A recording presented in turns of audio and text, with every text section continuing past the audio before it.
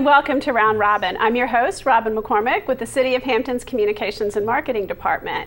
And today we're going to talk about the third installment of a very successful program that helps low-income and elderly homeowners. My guests today are Janet Green with Habitat for Humanity and Jonathan McBride with the Community Development Department in the city. And you guys are about to go on the third big volunteer blitz, you call it.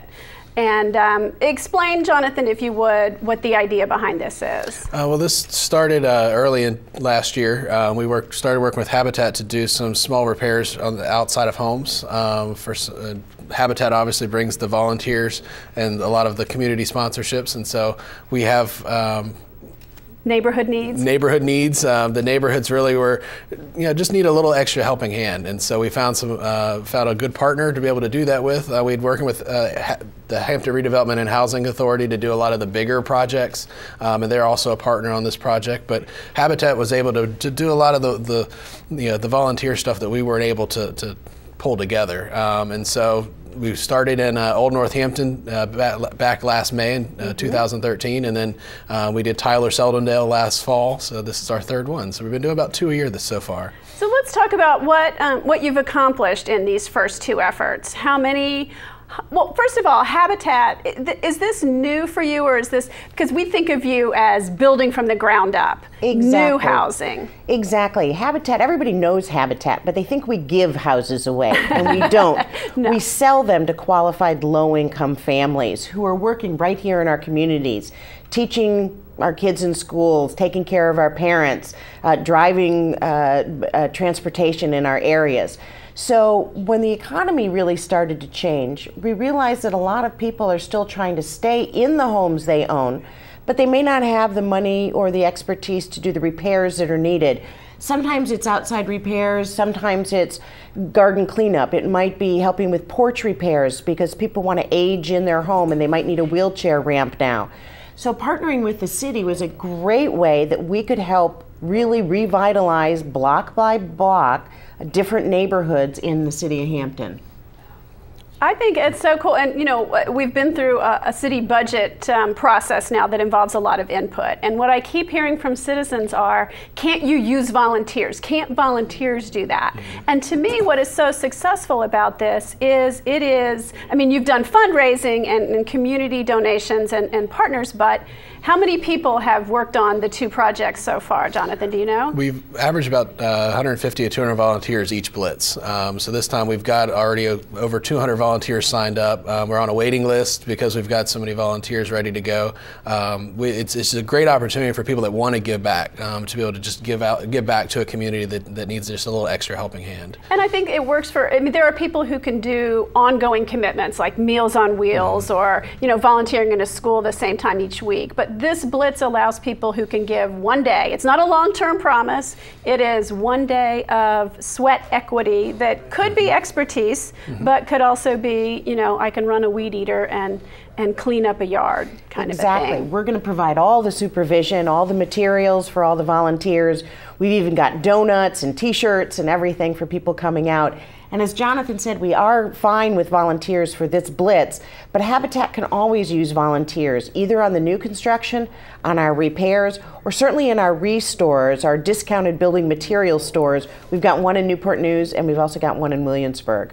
Yes, I remember offloading a pallet of bricks to you that came up from my patio. You guys came and picked up. But it is a wonderful ecological way to reuse things so they don't end up in the landfill. Sometimes contractors pull things out of homes that are in perfectly good shape and are reusable, and people can then buy them, at that reduced cost, and it makes so much sense. And that's why this Blitz project makes sense, because for the cost of building one new home, you can keep 30, 40 people in their own homes for longer, and you can sustain those neighborhoods that sometimes show signs of age as the inhabitants become less able to do for themselves. Yeah, and we find that a lot of times the residents that are participating in the program are longtime residents. They really really make up that fabric of the community.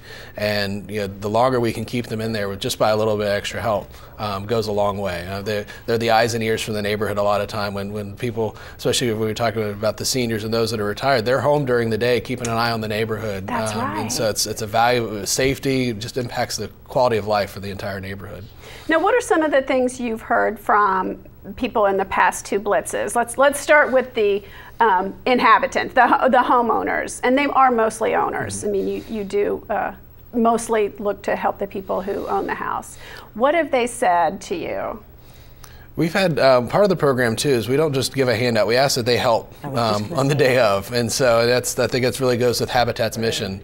And so we've had homeowners that have brought out nephews and grandsons to help out the day of, and it's just things that they could do, they could work on, but it's that extra hand that they need, that expertise to fix the railing that they just didn't have within their family. So it's a great opportunity to see a family come together to work on their house together with others in the community that care about it. A good example is probably our Tyler Seldondale Blitz, where we had a group of teachers, the principal was out there that adopted a house, they took on the houses next to them, and one of the students from one of the houses came out and saw all their teachers standing there on a Saturday morning working on their house for them. And that was just something that to see the neighborhood really come together from all facets, the teachers, the parents, working on something that we couldn't do alone. So. That is wonderful. And Janet, you work with the volunteers a fair amount, I would assume. What do people who contribute their time and sweat to these projects, what is it in it for them? That's an excellent question, and they always say they get so much more out of it than they put in. They're the ones waking up early and coming out and putting on their clothes and really doing the sweat, and they always feel so grateful. They feel like they have been given a gift by being able to volunteer. And I'm so happy that some of them have really kind of adopted the home or the homeowner at that point. They've gotten to know their kids. A lot of our volunteers are people who are very caring in the community and want to make sure that it's just not that one-time commitment, that they really want to help them get that good education or help them get that tutoring or whatever it needs. And that is Habitat's philosophy. It's a hand up, not a hand out. Well, and it really ties in with this notion of community. I mean, the other thing I saw in some of the budget forums was a certain group of people who would say, why should I pay for schools? Or I don't use the parks anymore, I don't need that. And what we see here is people coming together to benefit the whole community, to help each other, and to share in being neighbors and in being all part of our community. Exactly. We find that people don't know their neighbors as much as they used to. It's just the nature of way people live their lives now and so busy. This creates an opportunity really to bring the neighborhood together. Just in our outreach, we're asking for houses to volunteer to apply. We find out so much about a neighborhood and the people and how they're connected within that neighborhood. So it's nice to see neighbors helping neighbors really along their houses. It's not just volunteers that come from around the region. We do have volunteers within those neighborhoods that are helping on the outreach. They're helping all along in the planning process as well. One of our big partners in this is the Neighborhood Commission as well. I don't want to forget that. Oh, right. The Neighborhood Commission has been great in just helping us do a lot of the outreach. They helped us with the door hangers a few weeks ago to kind of announce the program was coming. And you with kind the of warn people that there will be a that swarm we're going to be coming out there. And so what neighborhood is it, Jonathan? I think Sorry, I forgot to ask. We're in the North Phoebus area this time, so we're going to be over near Moton Early Childhood Center. We'll be starting out at Bryant Elementary School is our big partner this time on the school side. So they're did we say our the host. Date? Saturday, May 4th is when we're doing this. And even though you're at the point where you have enough volunteers for now, you still want people to call and get on the list because you're going to keep doing this. This is really a successful program, and as long as you can, I assume you're going to keep tackling different areas at a time. Yeah, we've got a plan to keep doing 2 a year, so that's our hope. We're doing another one in the fall, so we're already in the planning stages and getting that scheduled, so we'll be working towards that in the future. Once we finish in May, we usually start that process later in June, July, because it's a quick turnaround. And the city is always looking for homeowners to help. If somebody really has a need for some exterior repair, they're seniors, disabled, people with a disability, a veteran, low income, we want them to call 311 here in Hampton to get on that list so we can try to help them out. And then I think is one of the messages you've said in the past that there's a support network of programs. So maybe the Blitz isn't in their neighborhood, but between the city and HRHA and Habitat, there's a little bit of a network that can help anyone who is truly in need. Just they have to make that call. And sometimes that's hard to do. It's hard to say, I need help. Yeah, and our role with community development is really to try and find those resources and pull them together. So if it's the Housing Authority or if it's Habitat, finding the partners that can really meet the needs of our community and trying to fill those gaps where we see fit. It may be just the social gaps that we see, and that's what a lot of the Neighbor Commission, their work does, try to create a greater sense of community, and we can do that in many different ways. I think the community aspect of it too is so important. It's when you go into, and I'm going to use, which one was it that the Y.H. Thomas Community Center volunteers, the Old Northampton, where you get the church and you get the Athletic Association volunteers and you get the community center volunteers, and then it's here, and then they just sort of spread that ring out. And all do get involved and get to know each other better. And I assume it'll be the same thing in every neighborhood in North Phoebus. Every neighborhood we've selected, we've found community partners that are near that neighborhood to contribute. So for instance, Tyler Seldondale, the elementary school was the host. We had Greater Emmanuel Temple providing the lunches for all the volunteers. So we try to look for those local, really hyper-local community resources that are around that neighborhood that already have an invested interest in that neighborhood to kind of give them an opportunity to give back. So, and in North Phoebus, Habitat's building new homes right now in that neighborhood. We're hoping to be building 6 brand new homes. 2 have already started. So we're trying to really revitalize this whole neighborhood, and it's very exciting to see the different changes over just the last year. That is exciting, and then when you take that focus on one neighborhood at a time, you can see more tangible results. If you did 40 homes spread out throughout the city, it wouldn't make as big of an impact as if you can go in and spruce up one part at a time and then kind of move around the city that way. Absolutely, yeah.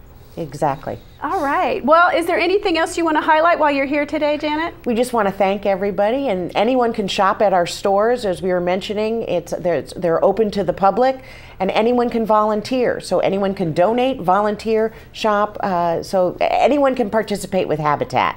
There's lots of different levels. I think that's important. Some of us may think that because we're not contractor skilled, there isn't much we can do, but we can. That's a great point. We don't need people with certain skills. We need people who want to be safe and are enthusiastic about Habitat.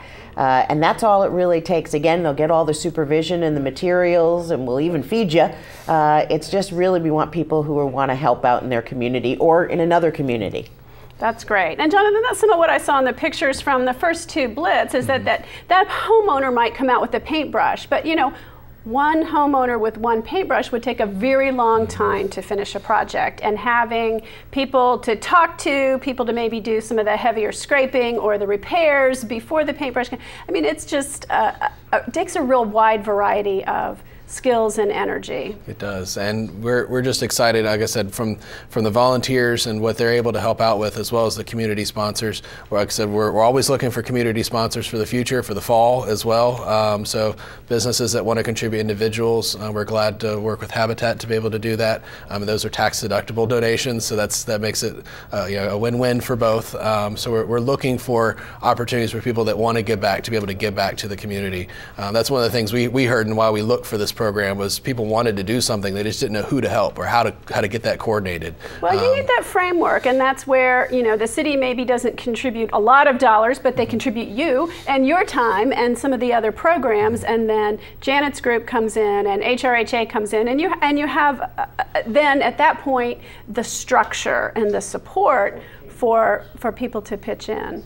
Well, it's a great program. Thank you. Thank you. And I love hearing about it, and hope to come with the paintbrush one of these days and help out. It's been great. We'd love that. Jonathan, if people want to volunteer for this or for the future, or if they are in need of some home assistance, 311 is the best place. 311 for the home assistance, and I would recommend Habitat. Directly for their website's probably the best place to go to look for opportunities to volunteer, and that's Habitat PGW, PeninsulaGreaterWilliamsburg.org. So HabitatPGW.org. It's all online. It's all scheduled online. So you can just look and see what day you'd like and schedule yourself to volunteer. All right, now I'm going to speak for those cable people out there who maybe don't have the internet. Is there a phone number that you could also refer them to? There is, 757-596-5553. Okay, thank you. I guess we want all people to be able to participate here. Okay, well thanks, and I'm very excited to see new photos and see how this turns out. Thank you, Jonathan, and thank you, Janet. And thank you for watching. I hope you'll consider volunteering time, money, effort to help rebuild some of our neighborhoods. Thank you.